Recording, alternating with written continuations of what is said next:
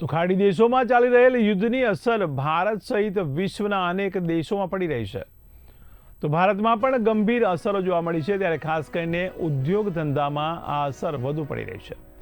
તો સુરતના જરી ઉદ્યોગને પણ યુદ્ધની ઝપેટમાં આવી ગયું હોય તેમ લાગી રહ્યું છે।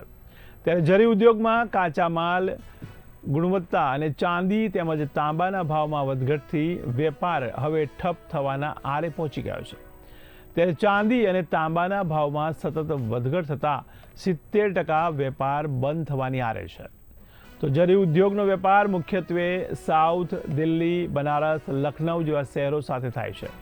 તો કાચા માલના ભાવની વધઘટને કારણે વેપારીઓ ઉત્પાદન અને સપ્લાયના ભાવ પણ નક્કી કરવામાં હવે દુવિધામાં મુકાઈ ગયા છે।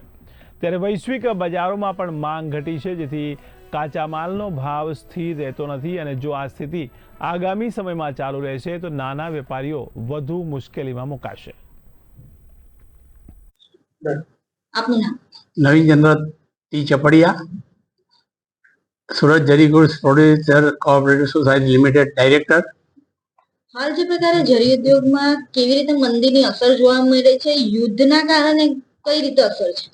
યુદ્ધના કારણે પણ ઘણી મોટી અસર છે, કારણ કે જે ધંધા રોજગાર ચાલતા હતા એમાં કાપ આવી ગયો।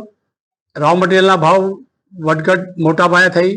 એમાં જે ધંધા રોજગારમાં વધારે મટીરિયલ જે વપરાય, ધારો કે જરી જરદોશી વર્ક ચાલતું હતું એમાં કોપરનું વર્ક વધારે હોય, એટલે તાંબાના ભાવમાં બી જે વધઘટને કારણે એ જરી જરદોશીનો ઉદ્યોગ બી મૃતપાય અવસ્થામાં પહોંચી ગયો। રિયલ જરી તો એ તાંબુ એમાં યુઝ નહીવટ વપરાય, પરંતુ સિલ્વર અને સોનું એ બે મેટલ સૌથી વધારે વપરાય અને એના કારણે એ ઉદ્યોગ તો લગભગ મૃતપાય અવસ્થામાં મુકાઈ ગયો છે।